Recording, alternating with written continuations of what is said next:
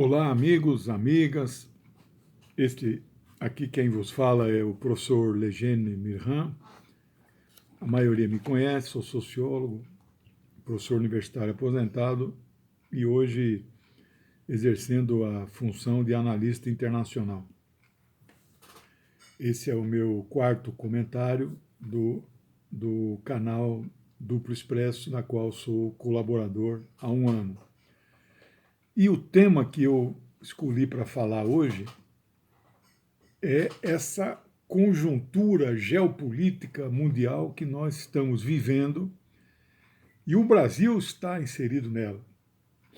Vocês vejam que o presidente da República, de forma inédita, talvez na época do Collor isso tenha acontecido, ele convoca o povo aí às ruas no domingo, dia 26 de maio, para apoiá-lo.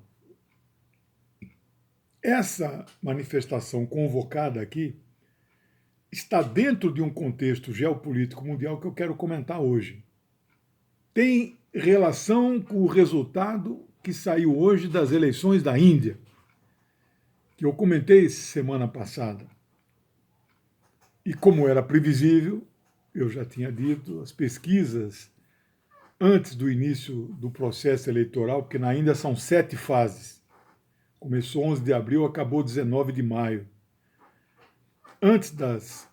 Durante o período eleitoral é proibido divulgar pesquisa, mas todas as pesquisas antes, e as que foram feitas domingo de boca de urna, confirmaram o amplo favoritismo de Narendra Modi.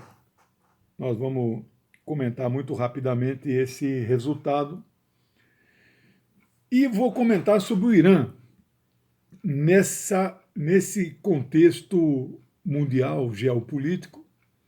Bem, mas o pano de fundo deste comentário hoje é uma novidade teórica que muitos autores e analistas internacionais estão chamando de guerra híbrida. Eu quero começar fazendo, então, uma definição sobre o significado disso, que não tem um autor original que defendeu essa tese, né? Não tem um... Mas um dos que tem escrito muito sobre isso é um jornalista e analista político russo, Andrei Korybenko. Ele escreveu um livro sobre guerra híbrida.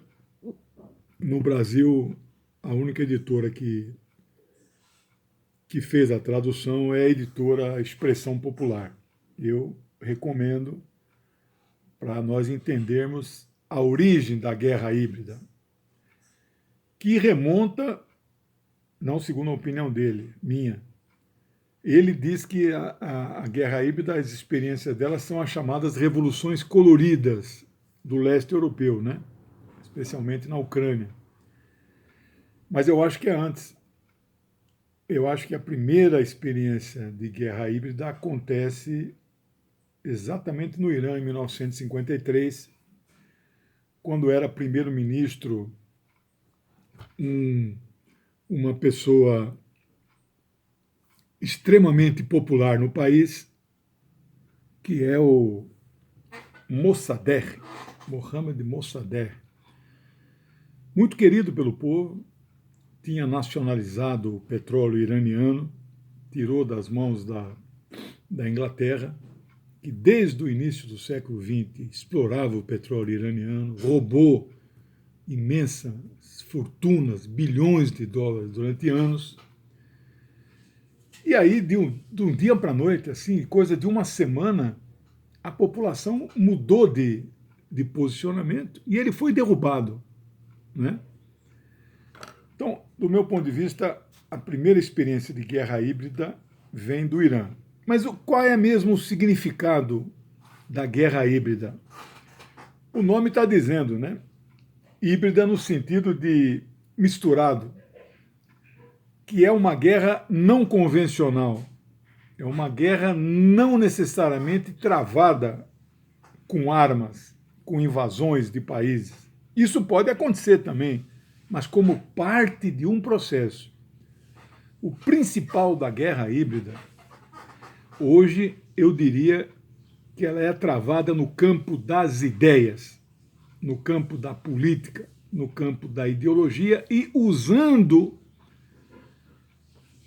o que talvez seja a maior ferramenta nesse período que nós vivemos no mundo hoje de divulgação das ideias, que é a internet. As redes sociais, hoje você trava um combate diário e também quem não entender isso está ficando à margem do processo político. Hoje nós temos que fortalecer essas chamadas TVs por streamer. Eu tenho dito isso há mais de 2 anos. Sindicatos, partidos, universidade têm que criar os seus canais, mas mais do que criar um canal, eu tenho o meu canal pessoal, mas tem que criar as TVs, né? Que são TVs alternativas, não só a TV aberta, que isso aí já acabou, mas as TVs por assinatura, que são mais rebuscadas, sofisticadas, pagas, né? Claro. Essas TVs por streaming, então, elas travam essa guerra, parte da guerra híbrida, né? Bom, guerra híbrida também é feita de fake news.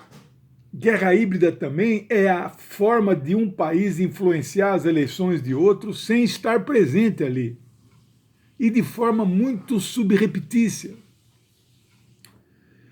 Então, fake news é o que mais tem hoje. E ainda esse fenômeno, vou falar daqui a pouco, apareceu na campanha, evidentemente, né? Guerra híbrida é também o chamado lawfare, né? Que é uma terminologia nova que o nosso presidente Lula, que é um preso político, vem sendo vítima há vários anos, ele e sua família. O presidente Lula hoje responde a 9 inquéritos, processos judiciais onde ele figura como réu, já o primeiro onde ele foi condenado a anos e anos de pena. E um poder judiciário todo militante político, poder judiciário engajado na política, que já não julga mais, do ponto de vista estritamente das provas documentais, das leis, das normas, né? Do direito de fato, né? Que você é um poder judiciário com os seus procuradores, que são o Ministério Público, os Ministérios Públicos, né? Porque o de São Paulo e o federal rezam na mesma cartilha da guerra híbrida, né? E você tem Ministério Público político, engajado, né? Que apresenta denúncias contra determinado cidadão político, que arrasa biografias da noite para o dia, sem que a pessoa tenha sequer o direito de se defender.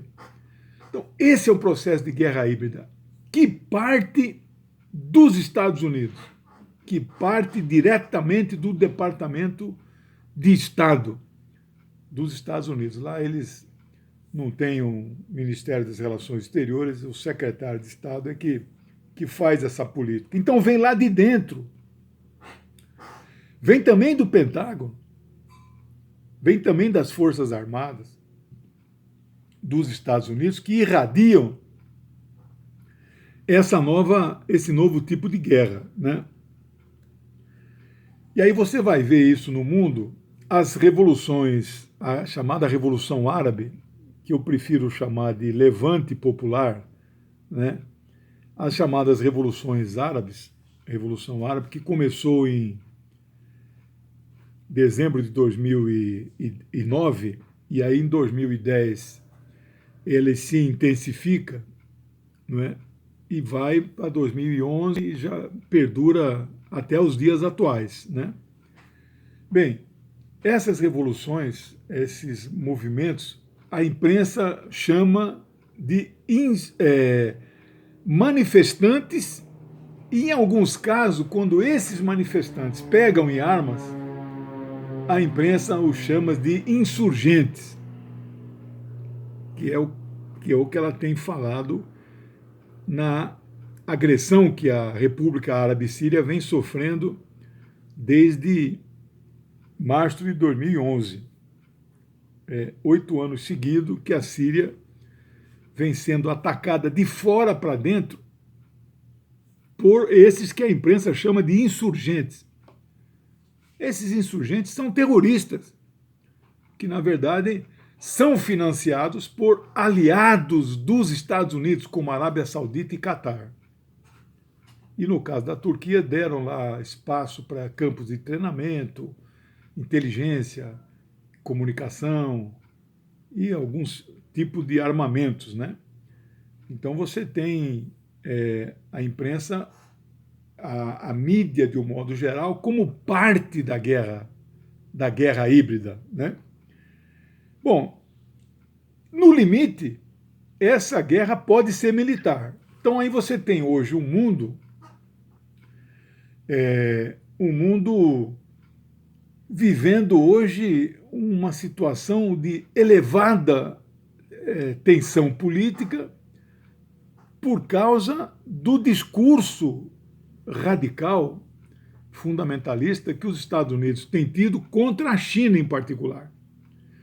Eles até abandonaram a frente da derrubada do Maduro, e mesmo na Síria, porque não dá para sustentar muitas frentes, né, de ataque imperialista, para priorizar o ataque à China.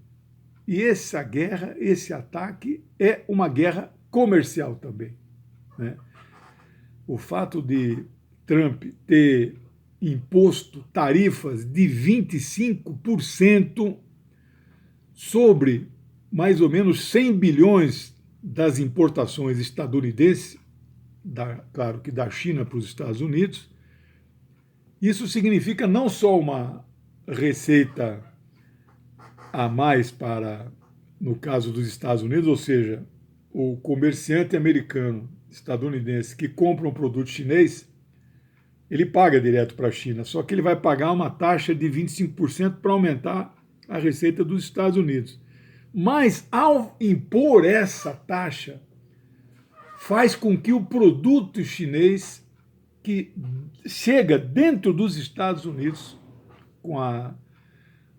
incluindo já o frete, o transporte marítimo, 12, 15 mil quilômetros por navio, e mais as taxas de internalização, que gira em torno de 4 a 8%, ela sobe para 25%. Isso faz com que o produto chinês chegue muito caro nos Estados Unidos e o importador estadunidense deixe de importar e passe a comprar o mesmo produto dos Estados Unidos. Então é uma guerra comercial. Com que objetivo? Conter a China. Isso já vem do final do governo Obama, né, 2008, 2016, e tem sequência com o governo Trump, muito em grau mais acentuado, porque historicamente os republicanos são mais protecionistas e menos intervencionistas em guerras externas, né? A maioria dos conflitos militares que os Estados Unidos se aventurou desde o final do século XIX foram feitas sobre governos democratas. Inclusive a do Vietnã sobre o Kennedy, que é endeusado com uma aura de o melhor presidente dos Estados Unidos. Não é verdade. Eu não o coloco entre os 4 principais presidentes, mas isso é assunto que nós vamos um dia comentar. Quais foram, entre os 42 presidentes da história, quais foram os melhores? Eu tenho uma opinião. É o menos ruim, na verdade, porque bom não tem nenhum, porque eles são chefe, eles não são só presidente de um país, eles são chefe de um império. Então, muitos dos que se falam na campanha, eles não cumprem, não fazem, depois que assumem o comando do império, né? Dos interesses que estão em jogo mundiais, né?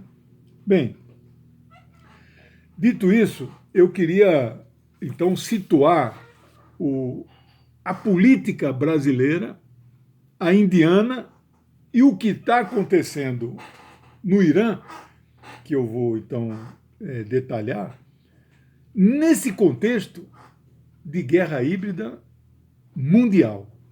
Então, uma guerra sempre do ponto de vista, vocês sabem, de uma concepção marxista-leninista de política e relações internacionais, da qual eu sou afiliado a esta corrente já tem 45 anos. Não é?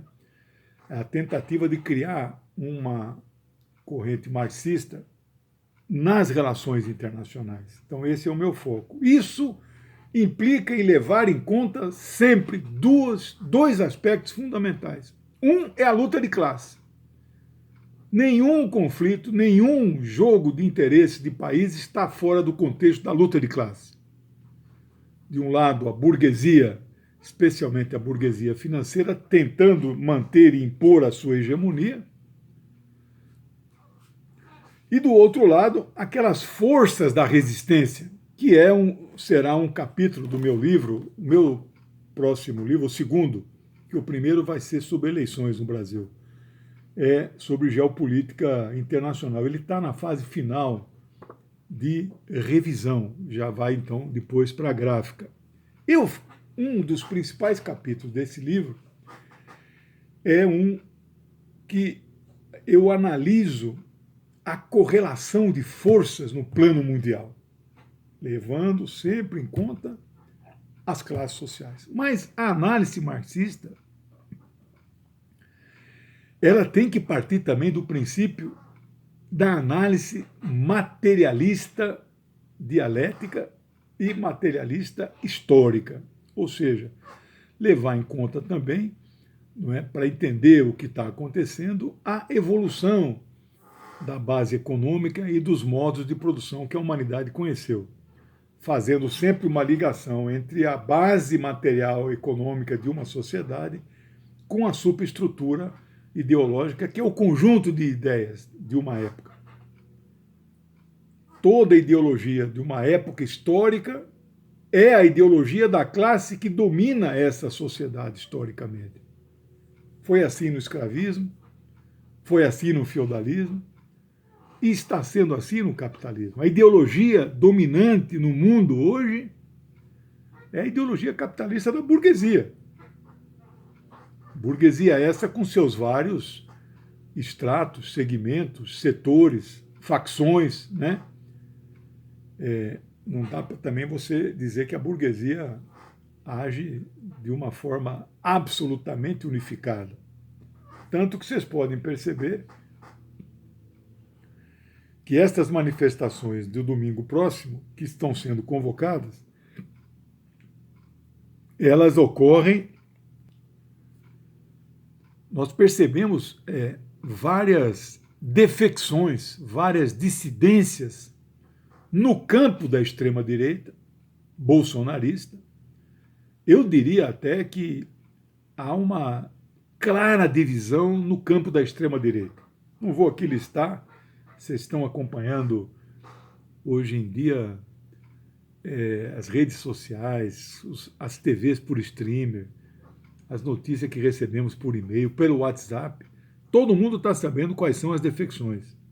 O campo do Bolsonaro já não é mais hegemônico, seja do ponto de vista dos empresários, seja do ponto de vista do parlamento, seja do ponto de vista do poder judiciário.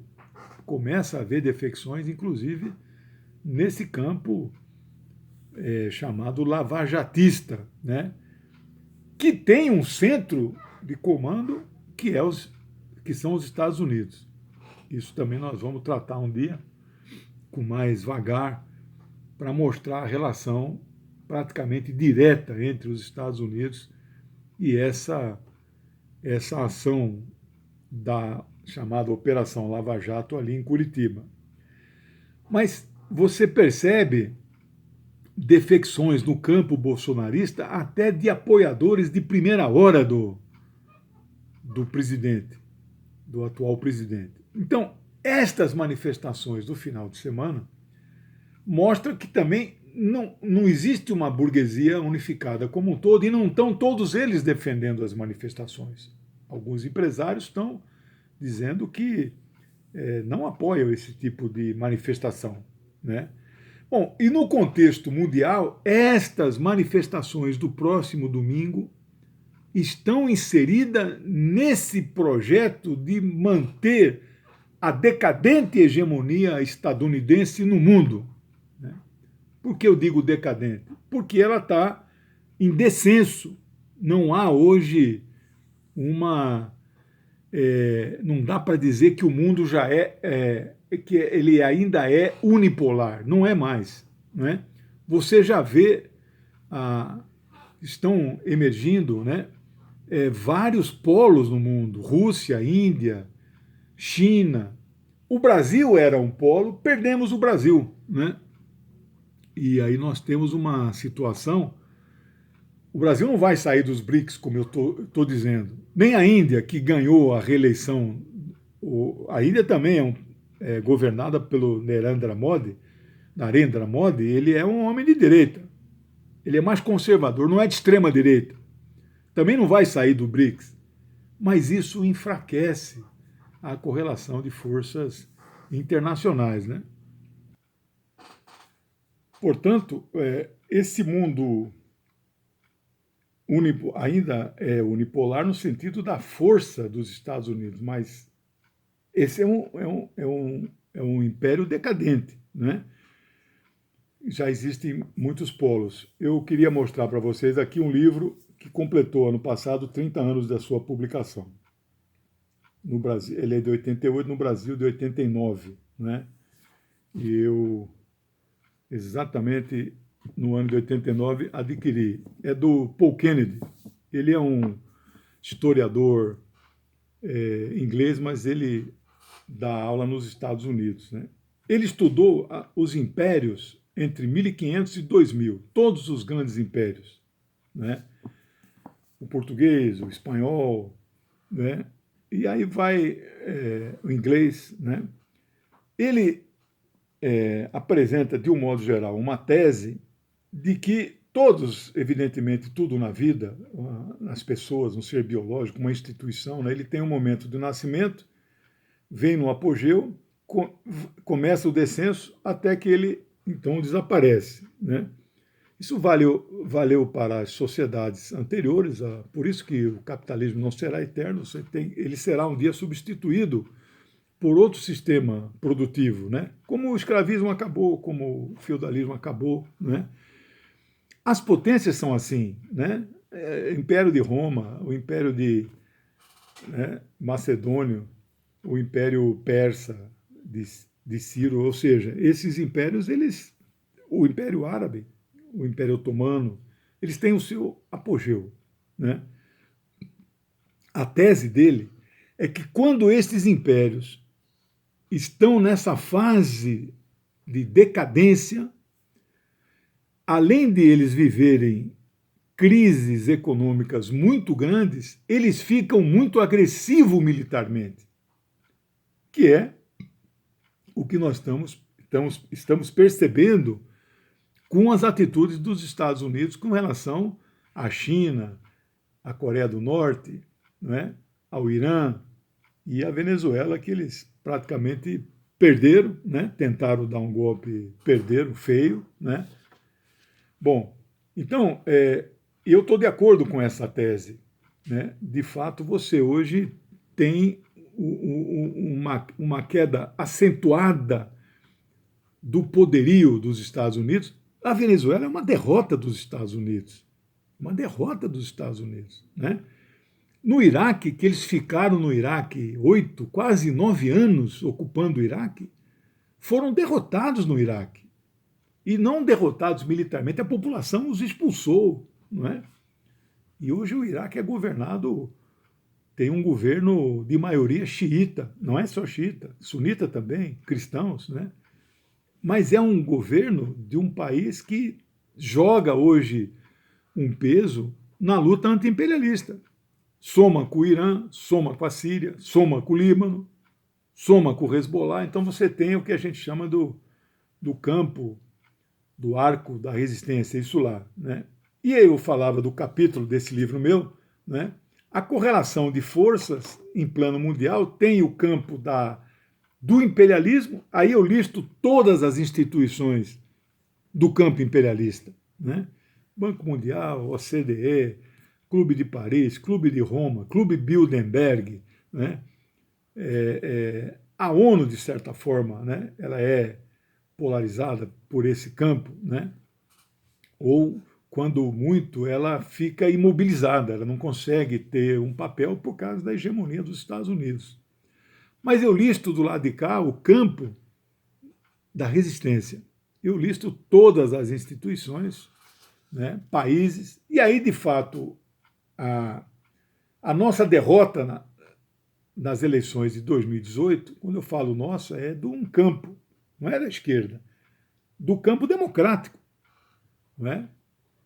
Eu arrisco dizer, inclusive, que existem pessoas do centro-direita, que no segundo turno apoiaram o professor Fernando Haddad, professor doutor, né? Professor da USP, mais de 10 livros publicados, casado com a mesma mulher faz 2, 3 décadas, né? E, então, eles não se pronunciaram muito ostensivamente no segundo turno, preferiram se recolher mais, né? Mas tenho certeza que lá na urna, parte desse centro, né, político, parte até do centro-direita, não votou nesse fascista que governa o Brasil, né? Bem, dito isso, a guerra comercial que se trava contra a China faz parte, primeiro, da manutenção da hegemonia dos Estados Unidos no mundo unipolar, ou seja, eles não querem que se crie um mundo multipolar. Mas faz parte também da chamada guerra híbrida, ou seja, são recursos utilizados, né, e nesse caso o recurso comercial, não é, de impor barreiras, de impor tarifas, e a China vai reagir, evidentemente, a essas decisões que o presidente estadunidense tomou, Donald Trump, né? Bem, e nesse contexto, eu quero dizer em relação à China de um fato que já tenho dito há mais de talvez 2 anos, 1 ano e meio. Prestem atenção numa empresa chamada Huawei. Eu falo isso já há um certo tempo. Quem está pretendendo trocar o celular nos próximos dias, semanas ou meses, espera um pouquinho, porque essa empresa é a maior empresa de tecnologia da China, ela que já domina a chamada 5G, né, que é a quinta geração, que é uma onda de celulares assim que fazem muito mais do que os Samsung e Apple que estão no mercado, né? E tal de câmera de 40, 50 megapixels, a gente nem usa essas coisas, mas ele está lá à disposição no celular. Pela metade do preço de um iPhone ou de um Galaxy da Samsung, iPhone da Apple. Vocês vejam que as sanções que Trump impôs contra a China, imediatamente o Google, né, diz que não venderá mais a licença do seu sistema operacional para celular, que é chamado Android. O da Apple é iOS ou iOS, né? Da Apple eles não se falam, né? Ou é iOS ou é Android. Todos os celulares vendidos no mundo inteiro pela Huawei usam o sistema Android. Agora eles serão proibidos. Não vale para o passado, quem já tem, receberá a atualização, mas não vende no futuro. Isso vai fazer, na verdade, apressar com que esta empresa de tecnologia coloque no mercado aquilo que será o terceiro sistema operacional, como dizem os chineses, né? Caminho do meio, né? Então você vai ter uma terceira alternativa, e isso virá em curtíssimo prazo. Eu, no meu e-mail do UOL, que já tem 25 anos que eu uso o mesmo endereço, tem lá na caixa de spam, o único spam que eu aceito receber já há muitos meses e leio os boletins informativos eletrônicos que eles mandam, é dessa empresa Huawei. Vocês vejam que todo o sistema de telefonia no Brasil, celular, Claro e Vivo, eles usam os produtos da Huawei, porque eles não fabricam só aparelhos celulares, fabricam as torres, os sistemas de transmissão de telefonia, né? Então, o Wi-Fi, por exemplo, eles têm o melhor sistema de Wi-Fi do mundo, né? Que é o Wi-Fi 5G, que não chegou ainda no Brasil, né? Bem, então você vê, a presidente dessa empresa teve no Canadá há alguns meses atrás, foi presa no Canadá, sobre uma acusação lá, chinfrim, michuruca, que eles inventam, né? O lawfare, como inventaram contra o Lula, como inventaram contra o Assange, né? Eles inventam. Quando eles querem, eles prendem, dão lá um argumento e toda a imprensa repete como papagaio de pirata, assinando embaixo, sem questionar, né? E isso mexe com... É uma empresa privada, a Huawei. Ela não é uma empresa estatal. A China tem mais de 300 mil empresas estatais. Essa não é. Uma empresa privada. No entanto, o modelo de, que eles chamam de socialismo de mercado, né? Aí pode parecer estranho, nós vamos discutir China um dia mais para frente nos próximos comentários, mas não tinha mercado no feudalismo, não tinha mercado no escravismo, as pessoas trocavam coisas, né? E no socialismo tem mercado. Então lá, em vez de dizer que a China é um país capitalista, eles usam o termo que a China é uma economia de socialismo de mercado, com um Estado planificador sobre o comando e a direção do Partido Comunista Chinês, né?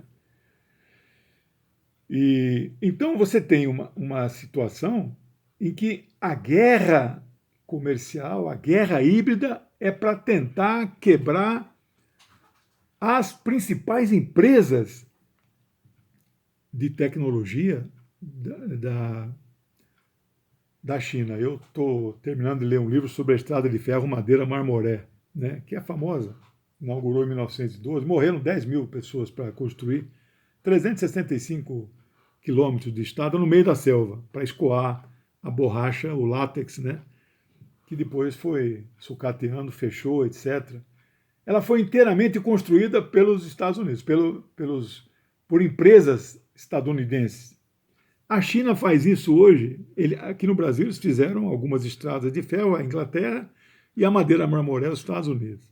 A China faz hoje, inclusive agora no Peru, estão construindo um dos maiores portos para escoamento na saída do Pacífico, que pode até nos beneficiar, inclusive, que era um dos projetos de Lula, fazer a ligação até a Árica, né, para facilitar a exportação mais rápido, né, por terra e sai desse porto. A China está construindo o porto. A China está construindo o segundo canal que será melhor, maior e mais rápido que o canal de Panamá, né? Que eles escolheram, se não me falha a memória, será pela Nicarágua, não será no Panamá, né? Então você veja, a China investe no mundo, porque eles têm interesse, investe na África, mas aí é a política que eles chamam de ganha-ganha. Os dois lados ganham, né? Eles não negam que querem ganhar. Aqui, eu moro em Campinas há 42 anos, a CPFL era uma companhia, sempre foi estatal, aí ela foi privatizada. Agora ela foi comprada por uma empresa, essa sim é estatal chinesa, de energia. Então, ironia do destino, a CPFL voltou a ser estatal, só que é uma estatal chinesa. Eu brinco com companheiros que são funcionários, agora você é funcionário do Estado chinês, né? Isso é interessante também, que a General Motors é quase uma estatal estadunidense, né? Porque com a crise de 2008, ela quebrou, e não pode quebrar uma empresa que tem 1 milhão de empregados no mundo, que é a maior empresa do mundo. Empresas que não podem falir, não podem quebrar. Os Estados Unidos comprou ações da General Motors, mais de 50%. E eu brinco com os companheiros metalúrgicos nossos lá em São Caetano, você agora é funcionário do Estado dos Estados Unidos, né? Então você veja, então essa é a situação hoje, né, mundial. Nesse contexto, já indo para a parte final, talvez mais importante do meu comentário, eu quero falar do resultado das eleições na Índia. As eleições da Índia foram previsíveis, conforme eu havia anunciado. Eu anunciei a possibilidade de uma vitória sozinha, como aconteceu em 2015, como uma vitória em aliança com outros partidos, mas que esse primeiro-ministro Modi seguiria governando a China, a Índia. Então, veja, anunciei a possibilidade, eu dei dois cenários, um que ele ganha sozinho, outro que ele ganha na aliança que o apoia. Não é? É como o PSDB governou 8 anos o Brasil seguido, governou com 10 partidos, 12. O PT, Lula e Dilma governaram com 10, 12 partidos, né? Porque sozinho você... Mas o resultado da eleição, ele ampliou, ele elegeu sozinho em 2015, 4 anos atrás, 282 deputados, de 545. Portanto, ele fez maioria de 52, 53. Governou sozinho. Um outro ministro não é do partido dele, que é o Janata, que é um partido conservador, que é um partido do campo da direita, não é da extrema-direita, mas é do campo da direita, não vai sair dos BRICS, né? Ele governou um ou outro ministro independente, sem partido, pessoa famosa aqui e ali e tal, mas ele não dependia de ninguém para aprovar leis do interesse do seu governo no parlamento indiano. Agora, ele subiu de 282 deputados para 343 deputados. Isso é uma maioria, não é, de mais de 60% do parlamento.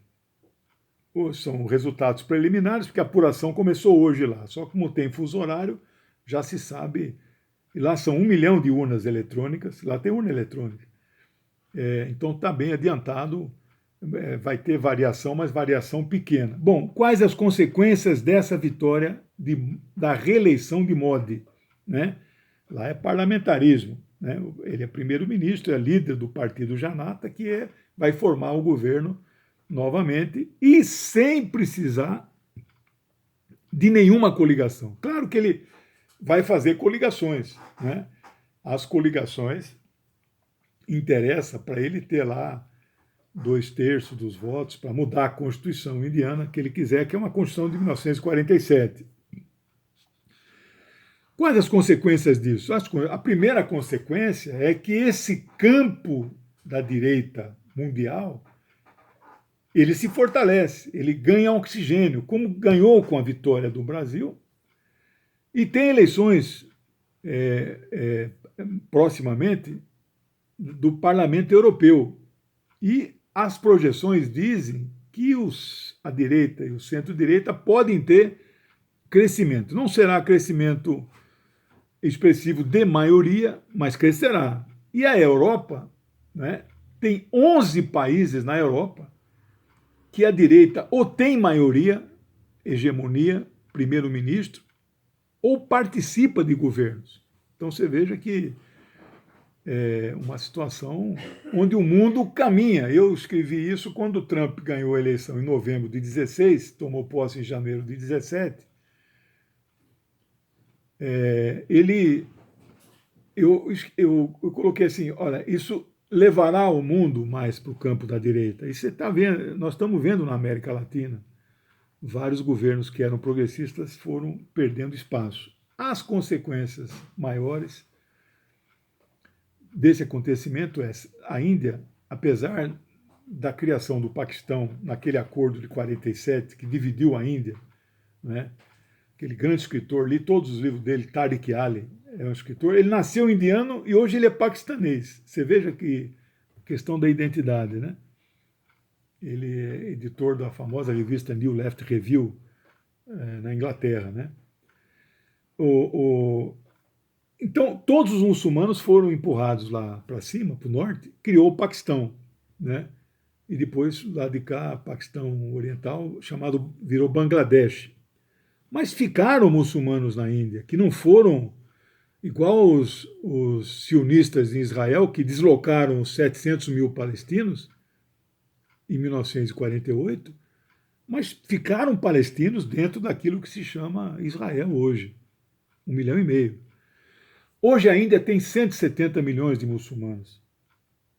Nós, então, eu acho que essas pessoas correm risco, porque o nacionalismo hindu, né, os praticantes do hinduísmo, eles, então, podem radicalizar. Por exemplo, as castas, como nós comentamos semana passada, tem 4 grandes castas e tem uma que nem é considerado casta, porque são os intocáveis, mas os intocáveis no sentido de párias da sociedade, da ralé, na língua deles lá, Dalits, né? São esses Dalits que não seguem o hinduísmo, eles comem carne de vaca, mas a carne de vaca é proibido.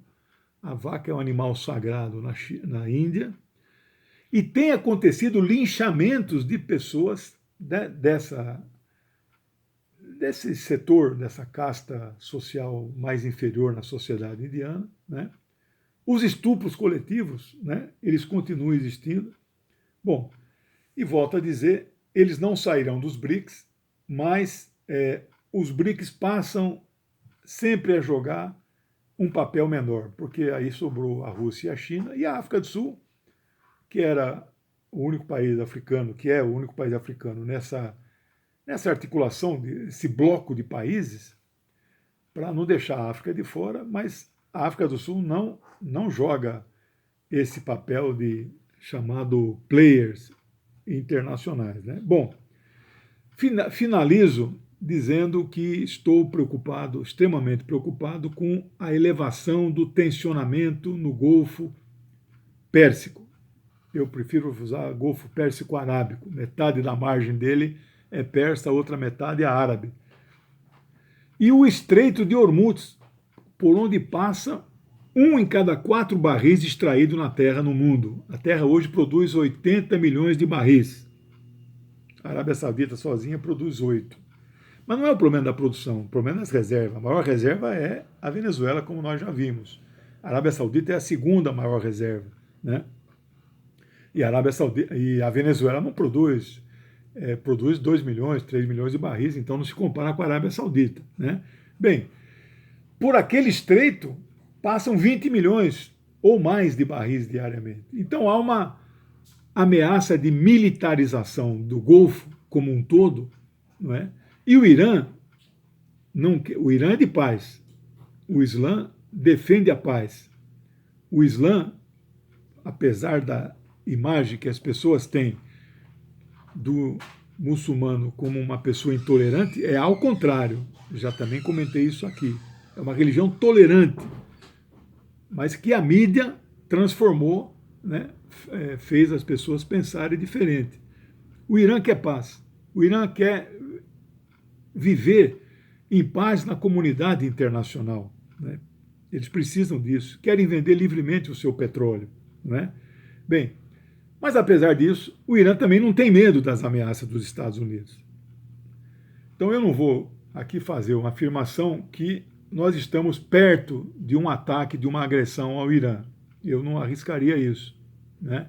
Mas tudo é possível. O New York Times, semana passada, noticiou que os Estados Unidos vão deslocar 120 mil soldados para o Golfo, né? Já deslocaram a sua segunda, eles têm 7 frotas navais, deslocaram a segunda, porque uma fica permanentemente no Golfo, com sede em Bahrein, que é um país árabe insular, pequenininho, né? Grande produtor de petróleo. Lá está uma das frotas. E essa nova frota, sempre uma frota liderada por um submarino nuclear da classe Nimitz, né?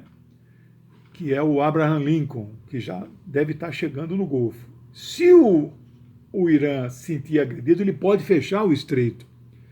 Isso pode jogar o petróleo num patamar mais alto, que eu tenho notícia, é $150. Pode jogar o barril de petróleo a um valor maior do que esse. Portanto, meus amigos e amigas, concluo esse raciocínio neste dia, neste comentário, dizendo que eleva-se a tensão mundial, o que acontece no Brasil é parte desse cenário internacional e a agressão à China e ao Irã tende a assumir patamares bastante elevados. Espero que isso não ocorra um desdobramento militar. Obrigado, um abraço para vocês.